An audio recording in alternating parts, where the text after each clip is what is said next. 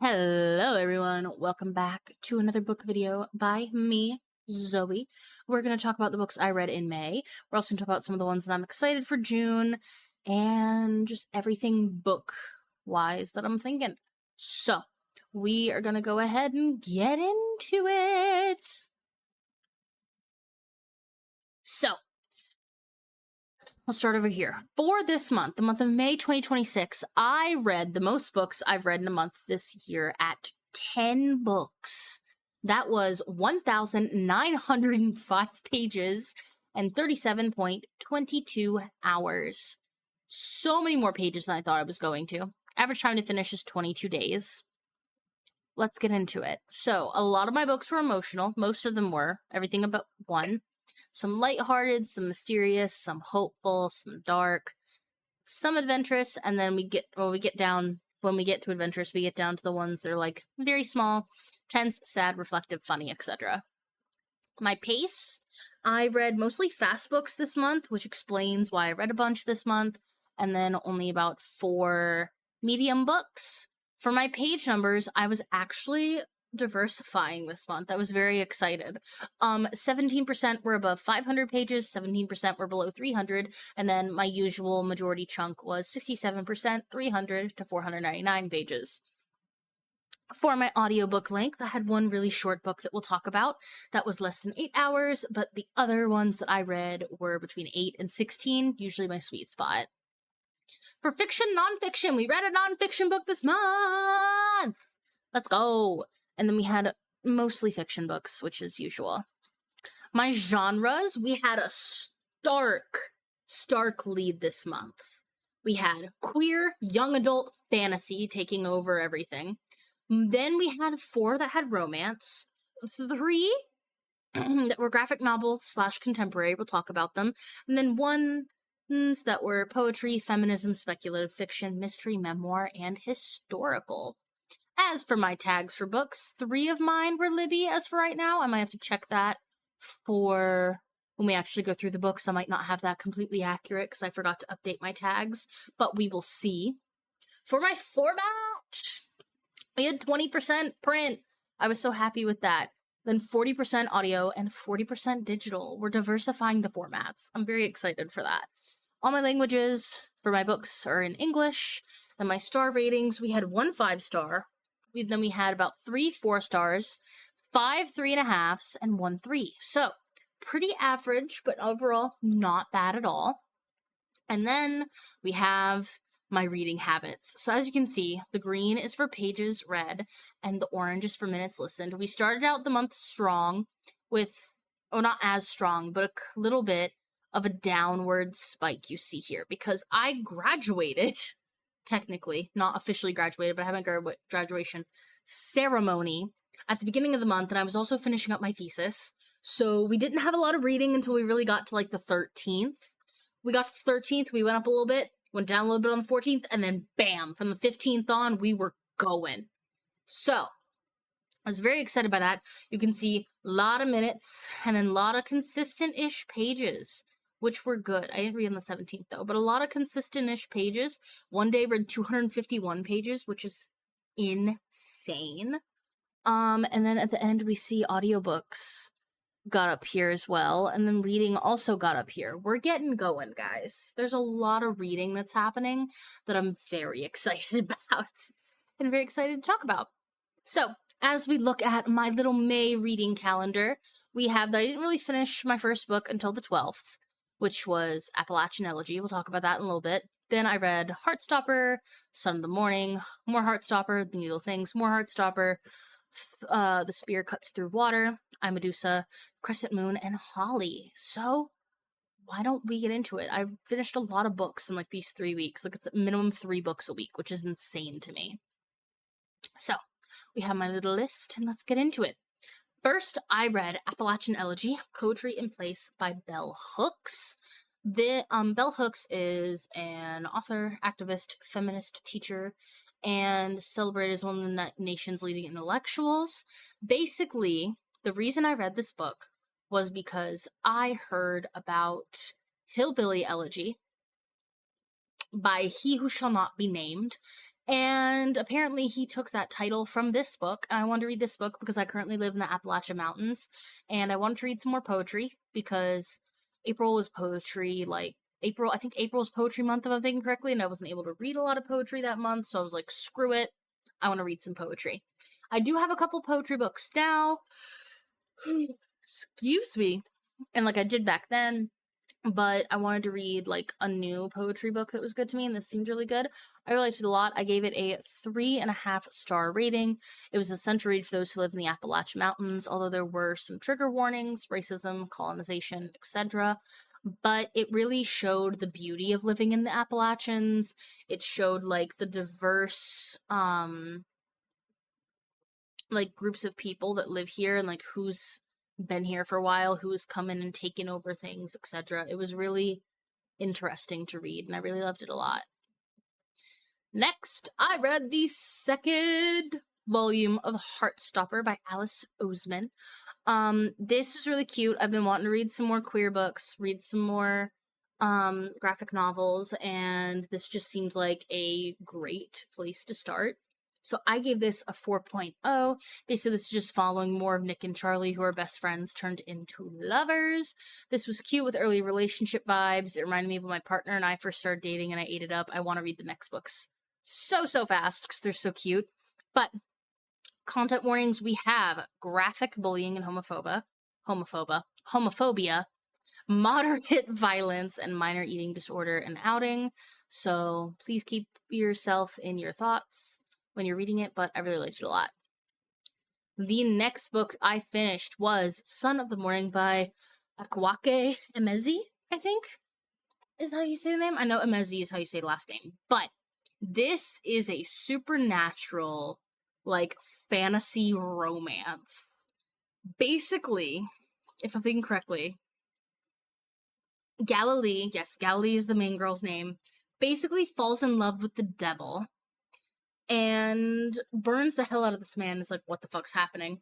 You go through like this whole entire story.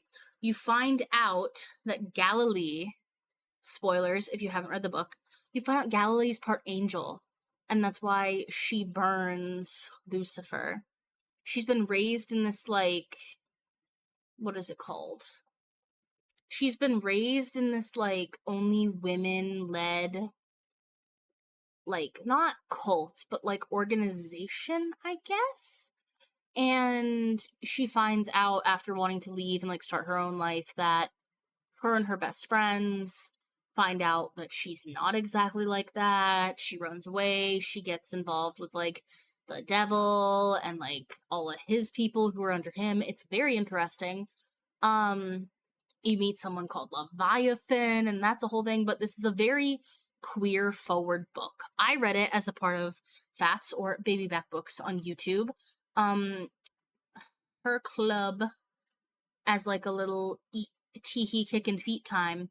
I really liked it. I gave it a 3.5 stars. Spoilers again, it's super queer. Love the queer representations book. There's a little poly moment at the end of the book that honestly was really good. I liked it. I'm usually not someone to go for poly books or like books with poly representation in it, but I really liked it so far. As I said, I liked the book, but the religion being so heavy in it was annoying. I loved a demon devil story, but I was not anticipating a twist at the end that was surprising. I want another section of the book with Levi, Lucy, and Gally.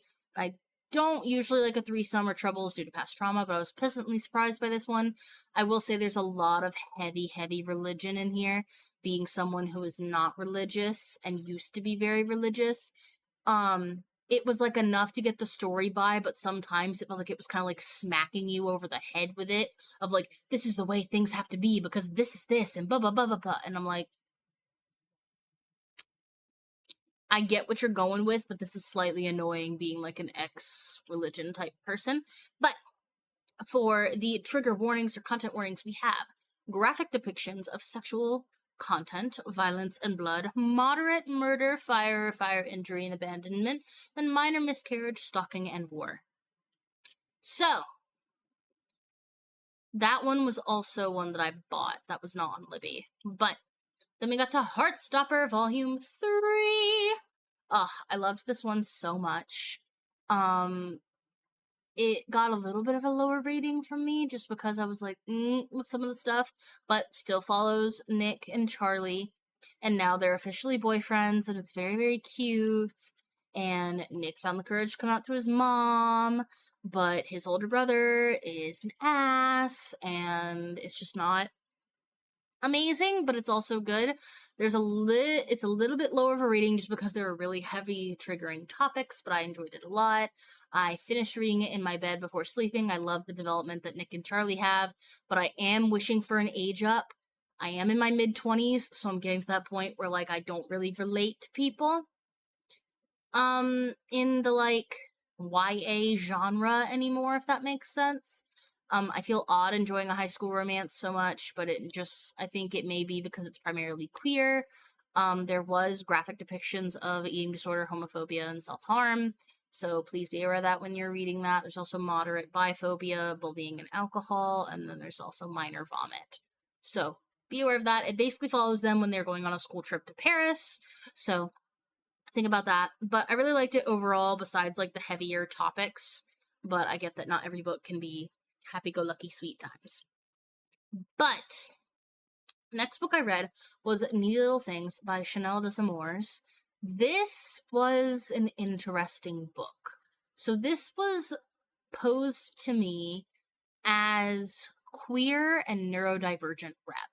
Being someone who is queer and neurodivergent, I was like, oh my god, this is going to be great. I'm going to love this so much. Let me read this book.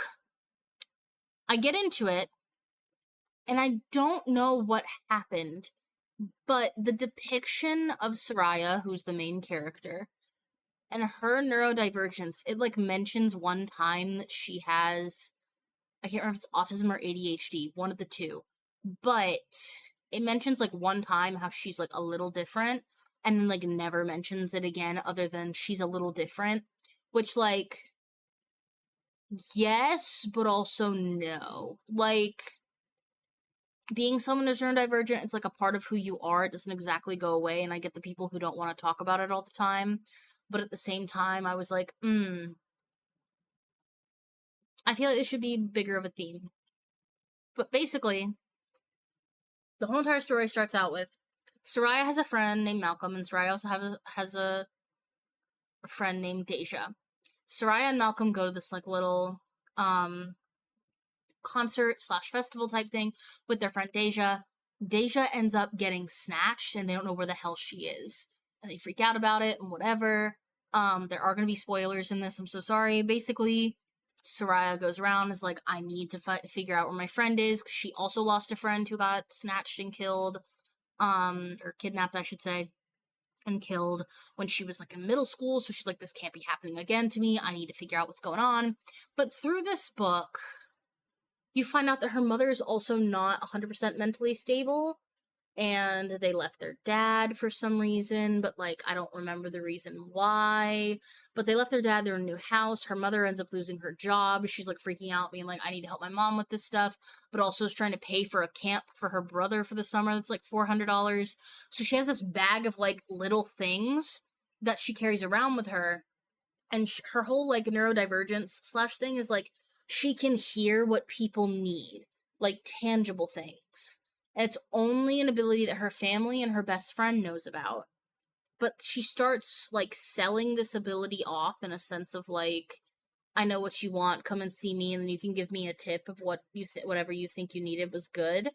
It's a little weird. It's like urban magical realism kind of sort of, but basically the story goes on. You found out her dad lives like 2 or 3 hours away in like a not really good area, and that's why they moved and everything. And her mom and dad had a fight, all that jazz. You get to the point where you find out that her best friend Malcolm's been acting really freaking weird, and you're like, what's going on? And he's like, oh no, we had like this project we were doing, and like since Dacia's gone, I don't know if I can do the project. And she's like, okay, whatever, bud, you have a great time. I'm gonna go talk and try to do my little business on the side. You get to the point where you find out that Malcolm and Deja crafted this thing, and they're hiding Deja in Soraya's dad's house. And you're like, what the fuck's going on? Why did this happen? And Malcolm's like, I just want people to see that, like, if a black girl goes missing, then no one cares. But if a white girl goes missing, people care. And Soraya's like, yeah, no shit, bitch, but this is not the way we do this, because this is insane. You know my dad's a black man, and them finding a missing black girl in a black man's basement's gonna be really fucking bad. And Malcolm's like, I don't know what I was doing, like, da-da-da-da-da. I didn't like Malcolm at all, I'll be so real. Malcolm just irritated me the whole book, because he was always like, ooh, I'm gonna be sneaky and not tell you shit. And then when shit went down, he was like, I don't know. But anyways, Soraya goes, she tries to find Deja. Come to find out, she had this friend from, like, when she was younger. He wants to get married to his current girlfriend, but he's only 19, and she's like, girlie, what's the rush? And he's like, I just love her so much. Come to find out, the girl cheated on her friend, and he got pissed. So he ended up beating the hell out of her dad for some reason, when her dad tried to give him advice, and then was like, Soraya, you need to give me a ring, because then that means that I can marry her, and that's what I'm gonna do, and da-da-da-da. Basically, brother ends up fighting her over a ring and trips over a tree branch, basically, and, like, trips into a fence, breaks his neck somehow. Everything ends up fine. Deja's fine. Soraya's fine. Her dad and mom get back together. They're going to therapy. But it was just like, for this book being proposed as, like, a queer and neurodivergent story, yes, the main character is neurodivergent and queer, but it wasn't really like this is all it's about, and I don't know if, like, that was a good way to pitch the book to someone for it being, like, neurodivergent and queer rep. You know what I mean? But overall, I liked it for the most part. I gave it a 3.5 stars. It was interesting. I read it because the neurodivergent and queer rep, like I had said, and I'd heard about. As someone who is queer and neurodivergent, the queer rep was short, the neurodivergent rep was oddly portrayed. I was hoping for a story like Blood Like Magic, but more spooky, but it fell a little flat. I also got upset when Malcolm revealed the experiment of it all, as I said before. It was highly dangerous, and as much as I get the sentiment, it was a big turn-off for me. So, content warnings, we have graphic violence, kidnapping, and grief. We have moderate confinement, mental illness, and racism, and then we have minor addiction, drug use, and medical content. So, after that, I needed a teeny bit of a refresher. So, I hopped on Heartstopper number 4. This was the 4th volume of Heartstopper, still following Charlie and Nick in their relationship, as I think Nick is now a senior and Charlie's a junior, I think. It was really cute. It was a little more romantic, however the ED talk was rough. There's a lot of depictions of eating disorders. I loved the real high school experience, but I kind of want to read some adult romances now. I'm not able to read the 5th one yet because it's not available through my library yet. But this one, I liked it for what it was. But there are some hard conversations in this, and it is, again, like, primarily high school romance, and I don't think that is the, like, genre I'm about right now. But this was a little bit romantic. The ED talk was rough, but I love the real high school experience. I want to read some adult romance now. Content warnings, we have eating disorder for graphic, mental illness, and self-harm, moderate homophobia, and then minor bullying, transphobia, and outing. So, good book overall, just it wasn't my favorite to read, if that makes sense. Next, oh my god, I finished The Spear Cuts Through Water by Simon Jimenez. This book, read it. Read it, read it, read it, read it, read it. Okay. This is Simon Jimenez is a Filipino author. This is basically like if Filipino mythology was told in the essence of a Greek mythology. Oh, I loved it so much. Oh my god. So, basically, there's 2 warriors, a shepherd, and an ancient god across a broken land to end a tyrannical reign of the royal family in a new epic fantasy. This is the first Simon Jimenez book I ever read. Girls, read it. There is fantasy. It is high fantasy. I will say, I first read this is my first time reading it. I did what's called an immersive read. I have my physical book, actually right behind me back here, in my little stack of books. I also bought the audiobooks. I tried to read this just plain as day. I'm not a super high fantasy person. Like, I like fantasy, but I don't read, like, epic high fantasies, and this was kind of like an epic high fantasy-ish. I couldn't get through it just reading it. And this is the perfect candidate for an immersive read. If you don't know what an immersive read is you read the physical book while you're listening to the audiobook and following along. Perfect way to do this. Literally, it felt like I was reading a play. And like that's how the story is set up. I will say, one thing that I have with this book that I thought I was going to have an issue with, but I really didn't, was there are only 7 chapters and 522 pages. So, I was reading this originally like 50 pages at a time, but if you go back in my video and you see my calendar for reading, I started this book and I ended up the last day I read like 100 and something pages, like 120 pages, because I didn't want to put the book down and finish it later. Oh, this is so good. The queer rep, the like theater kid of it all. Oh my god, this is so good. The cover, I didn't realize that was a hand on the cover when I first read it. Oh my god, it's so good. There's magic, there's tyranny, there's emperors, there's you get to like go into different little villages and see how people live. Oh my god, it's so good. What did I say in my review? Hold on. I went in this absolutely blind and it was amazing. 5-star read. The story was immersive, and an immersive read was such a good choice for this book. It's my first high epic fantasy in a while, but I needed it. I was clawing to read this book every day. This is a masterclass in storytelling, and I feel like Greek mythology, telling with Filipino/Asian folklore. I want to forget this book and read it again fresh. It will stay as a 5-star read and a favorite for eternity. You need to read this book. I will say, content warnings. Graphic depictions of death, violence, and cannibalism, so keep that in mind. Moderate ableism, sexual content, and torture, and then minor sexual assault, suicide, vomit, etc. But I read this for Fats Book Club, again, Babyback Books on YouTube. So glad I read this. Holy shit, please read this. Amazing! It's going on my favorites. Like, oh, it's going on my favorites. Okay. The next book I read was I, Medusa by Anya Gray. This was a good book, but an interesting book. So I was coming off of the high of a spear that cuts through water, and I was like, ooh, I want to keep with this Greek mythology going. I had gotten this like back in I think January or February, and I had wanted to read it, didn't have time to, so I threw my Libby hold. I threw it on a hold on Libby again and was like, whenever it comes up, I'll grab it. Came up, and I was like, I need a Greek mythology telling now. Give it to me. So, fantasy, historical fiction. This is a retelling of the story of Medusa. As you can see, I'm Medusa. You follow Medusa as she lives with her family on an island. And basically, a lot of things end up happening that ends her up in being a priestess or a like acolyte for oh my god, what's her name? Athena. She experiences Athens. She doesn't live in Athens. She lives on another island somewhere and comes to Athens. You experience everything. The only thing I will say is this had a like it is a little queer. I will say that there is a Medusa's queer pipeline at the end, but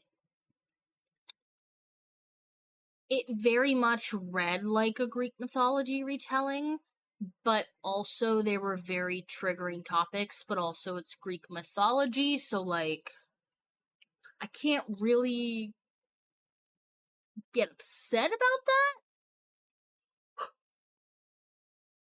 Excuse me. But basically, Greek mythology gays, get in here. I was so moved by the story, and knowing that there's not a lot of confirmed plot points for Medusa in general in Greek mythology, and playing Stray Gods. If you guys have not played Stray Gods, the musical, the video game, please do so. In playing Stray Gods, I felt with Medusa, but this was another level. Her complex situation, assault, queer love. I want to reread this again. It's so sad it took me so long, but also check the triggers, please. It took me a while to get through because of triggers. I was basically going back and forth with this book and my next book, The Crescent Moon Tea Room, because I could not get a strong foundation on this book, and the triggers kept coming up and whacking me in the face. That being said, content warnings. There's graphic depictions of rape and sexual assault and sexual violence. It's Greek mythology. Unfortunately, that's going to be in there. Moderate domestic abuse, racism, and slavery, and then minor alcoholism, incest, and abortion. So, that being said, the rape assault is very much present in the book.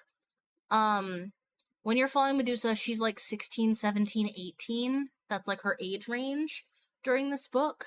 And there's like a thousands-year-old god who's like, hey, you look hot, and like manipulates her. Very icky, not good.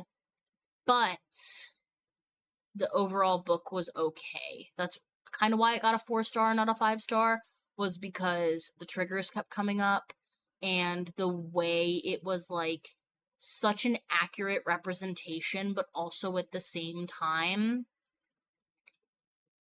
it's just icky. You know, like we don't like those. We don't really like those books where it gets really icky. Like we like it for being real, but like the actual reading of it's like, not to mention, we had Menti Bees in May, so probably not the best book to read in May. But the next one, girlies, we did it. I finally finished The Crescent Moon Tea Room by Stacy Savinsky. Oh my god, I finally finished it. I started this as my first book of the year, and I finished it in May. This I also did an immersive read with, simply because... Excuse me for the yawn. I needed something to keep my focus because I was working on my thesis during May for like the first couple weeks, and then the last couple weeks, there was a lot going on. I had to get this shit done. So the only way that I was able to actually read it was at night in my bed, as little like calm down before the night, but because I was sleepy, I did an immersive read, so I would keep up with the pace and not be sitting there just like trudging along. But this is a cozy debut novel about 3 sisters who face an unexpected twist of fate at the bottom of their own teacups. So, Anne, Beatrix, and Violet are all 3 sisters. They run this tea shop in Chicago in like, I think the 1800s, or is it 1900s? I can't remember. It doesn't tell me. I think it's like it's either late 1800s or early 1900s. I can't remember. Like basically like when saloons and stuff were like the thing to do. So basically they all of a sudden get a call from like their witch coven higher ups, and they're like, hey, we need your help to do this thing with us. Have a great time. Because all 3 of them have this ability to look in teacups and be able to tell people about their future. The council comes to them and they're like, hey girls, we got 3 people who haven't finished their task, and they're like dying or about to be dead, and there's witches. If witches don't complete their task, then it throws all the magic out of balance, and they're like, we need this to be solved now. And they're like, also, if you don't help us, we're gonna take your tea room. And they're like, what? And the council's like, tee goodbye. You found out the council's really fucked up. But anywho, they start to like dive deeper into all these different customers that the 3 people that they send to them to try to figure out their gift. As they're trying to figure out the task that these 3 people are supposed to do, they're separate tasks, and they meet with them separately. The 3 sisters also get entangled in other things separately. One of them writes a book. One of them starts being a trapeze artist and goes to the circus and falls in love. And the other one is getting really upset that the other 2 are leaving because her whole entire life is the tea room and having fun with the tea room, being able to see people's futures because she's the one who does it the best. Basically, I really like this book a lot. I think I rated it a 3.5 because in comparison to the other books I had read this month, it wasn't like, oh my god, I'm obsessed. But what I said in my review was, I finally finished it. I wish I would have read this in January. It would have been in time with the season. I was pleased and entertained. It was nothing out of the ordinary, just 3 sisters living their lives with some tea and some witchery. I do want to read the second book if I can. I do not currently have the second book, so that is something I will probably do sometime in the future. But for content warnings, we do have grief and death of a parent, moderate death, and minor sexual content. So, not too bad. I think it didn't scream out to me. Like, it was still a good book and I loved to read it, but it didn't, like, scream out to me as, like, this is the book everyone needs to read, da-da-da-da-da. It was kind of like just it would have been better if I read it seasonally in, like, either the winter or the fall time, if that makes sense, but I really enjoyed it, and I would read it again. I'd read more from Stacy. The last book we have is from the Belladonna series. This is the book Holly. This is like a little novella that Adeline Grace wrote. This is supposed to be like a romantic, gothic infused series. I loved the regular series when I read them. I think I read them in like September, October, maybe a little bit in November. But I read the first 3 books then, saw this came up on Libby, and I was like, oh my god, let me read it. My only gripe I have for this book is it's a nice check-in with the characters, but it felt super rushed. It was only like a 5-hour audiobook, but it felt so rushed, and like it could have been a full length if the pacing was just a little bit slower and there was more build-up. I barely got a sense of what was happening before it was like over and there was only like an hour left. It felt like a nice Christmas holiday special on TV, but like not... Like, it felt like there was not enough, but also too much at the same time. Like, I felt like a lot of it was, like, from the characters, the point of views of the characters we had met. Oh, excuse me. And loved the whole entire time. However, there was a lot in the book that I was just like, girl, what's happening? What's going on? What are we doing? But I'm hoping that it'll be okay. And, like, maybe this was technically 3.5 was the book number. I think a 4th one might be coming out. I'll read the 4th one and see, but it also could have been that these are just very much, like, seasonal books, like, books you need to read in that season, and this being a Christmas special, it threw me off a little bit. I don't know. But content warnings, we have graphic death, grief, fire, and fire injury, moderate animal death, sexual content, and injury detail, and then minor body horror, confinement, and alcohol. So, that being said, we're going to look at what I'm currently reading. So my current reads, I'm about to finish. I just haven't updated this. I'm basically finished with this book, A Soul to Keep. We'll talk about that next month. It's a reread for me. Not a great reread. You'll get to hear about it next month. I'm also reading The Dreadfuls by A. Ray Dunlap. That came up on Libby. I'm so excited to read it. I read my first A. Ray Dunlap back in January or February, I think, and this book came out in March. I've been waiting for it on Libby. It finally got to me. I'm so excited. And then I'm also reading Unmasking for Life, Autistic Person's Guide to Living a Fulfilling Life by Devin Price. My kind of goal-ish for June is to read Pride books and like queer-centered books by queer-centered authors. I cannot remember if Opal Rain is queer, but that one is a book club read, so I'm not gonna really worry about that too much with it not being a queer book. But The Dreadfuls is queer. Unmasking for Life, Devin Price is also a queer person. So I am in the middle of reading all those 3. I will get back to that. But for my other books I will be reading, I basically went down a rabbit hole of, do I want to read these books, yes or no? So, I have a list on my phone that I'm going to read off of all of the books I have, or on my Libby, that are currently queer that I will try to read this month. I will not finish all of them, because I'm also defending my thesis this month. So I'm going to be busy until like the middle of the month, and then after the middle of the month to the end of the month, I'm not going to be as busy with like edits and stuff. But the books I have is The Dreadfuls, which I'm currently reading, Unmasking for Life, which I'm currently reading, and A Soul to Keep I'm currently reading. Soul to Keep's the only one that's not like explicitly queer. A Cosmic Love at the Multiverse Hair Salon. Saw this on Libby, looks adorable, immediately got it on hold. They Both Die at the End also came up on my Libby. That is apparently also queer. I was in a book club in undergrad, and that was one of the books that we almost read, so I'm excited to read that. I've had the audiobook of Gwen and Art Are Not in Love for a long time. I've wanted to read that so bad.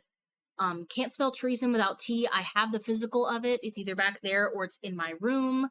I haven't read that yet. I really want to read that. That it's basically, to me, I've heard it gives Legends and Lattes vibes, which I loved Legends and Lattes. The Picture of Dorian Gray. I've had that for a while. Obviously, queer author. Hello. So I want to read that. Get Over It, April Evans. I bought this in February when it came out, and I still haven't read it. I really, really want to read it. You Weren't Meant to Be Human. That one I bought when it came out last year, I think. Oh my god, I love the author. I forget what the author's name is, but I love the author so much. I've read all their other books. I really want to read this one. The Color Purple, I've heard it's a queer book or it's a queer author or both. I don't exactly know, but I've been wanting to read it for so long. I tried to read it during Black History Month, couldn't read it. Tried to read it again, couldn't read it. I want to get through this book this month. Priory of the Orange Tree. This is the one where I'm like, this might not be this month. Had this on audiobook for a while, like bought the audiobook, haven't really read it, and I'm like, I would like to read this. It would be nice to read this. I should probably read this. A Drowning in Dark Tide. I've had that for a while, haven't read it. We'll figure it out. A Sword in the Stars. I read the first book, which I cannot remember the name of, in undergrad as a book club book. I've had this book literally forever on my shelves. I want to read it. Therefore, I'm going to try to read it. Wicked Beauty. That is another Greek mythology retelling. I want to keep on this trend of Greek mythology retellings because I love it so much. Wicked Beauty is one by Katie Robert. This is one that focuses on Achilles. Oh my god. Achilles and who? Oh no. Let me look this up. Hold on. I'm gonna kick myself if I cannot remember. Patroclus, Achilles, and Helen of Troy. I've had this book for a while. I skipped it because it was polyrep, which may sound bad, but I have a really odd history of being asked to be people's unicorns. So I'm trying to get like more into the poly sphere with reading now because there's so many books that I've heard that are so good, but they have poly representation, so I've been like, but I want to get in and read them. And I've had that book for forever. I've read like 3 other books in the series. I need to read this one before I read the rest of them. Why not this month? Honey Witch, which I've had the physical book for like literally 2 years, just haven't read. Apparently that's also queer. It's about a witch who like is a garden / like plant witch or something who lives in a house by themselves, if I'm remembering correctly. Would love to read that. I also have Payback as a Witch. I've wanted to read that whole entire series. It's been recommended to me so much because I love reading queer witchy stories. Apparently this is a queer witchy story, so I would love to read it. And then the final book that I know I'm absolutely going to read this month is A Model Home by Rivers Solomon. This is a book club book. I don't think it's inherently queer, but this is about 3 siblings who grew up in a black neighborhood. The neighborhood was nice enough. Scary things began to happen, cause ritual, demonic rite, all this stuff. Basically, as adults, they get away from the horrors, leaving their parents alone in the house. Their parents all of a sudden die. They're wondering what the hell's up. So this is like a haunted house, racism, segregation, like that kind of spooky vibes. There's also apparently neurodiverse rep in this one as well. So I'm hoping it's going to be a little bit better than Needy Little Things, but we shall see. If I'm thinking correctly on my list, that's 1, 2, 3, 4, 5, 6, 7, 8, 9, 10, 11, 12, 13, 14, 15, 16, 17, 18. That's 18 books. As I'm filming this, it's June 5th. This video will probably come out tomorrow. I'm not going to get 18 books done this month, but I'm going to try my hardest to get as many of these done as I can. A lot of them are audiobooks. Some of them I have as physicals, so I'm going to try to map myself out for the month. But we're going to hope and see what we can get done. But I love you all so much. I hope you had a good time with this video. Please let me know if you'd like to see any other videos. We're almost getting halfway through the year, which is insane. It's very crazy. I love it, but it's very insane. So, I would love it if you guys can let me know in the comments below if there's any other book videos you'd like to see from me. If you want to watch some of my Twitch content, go and watch my Twitch content. I also have an Instagram, a Blue Sky, a TikTok, my YouTube. You're already here. But I stream on Twitch every Tuesday and Saturday at 5 p.m. EST, and we get to play some fun games. I'm also this month raising money for Pride Ball with Glitter. Hi, hello, I'm Glitter. We're raising money for Lambda Legal that helps queer people in legal matters. And donate if you want. I'll leave the link below. But I love you all so much. Mwah. I will see you again either in a Twitch VOD, a Twitch stream, on my shorts, or in my next book video. I'll see you guys next month. Bye!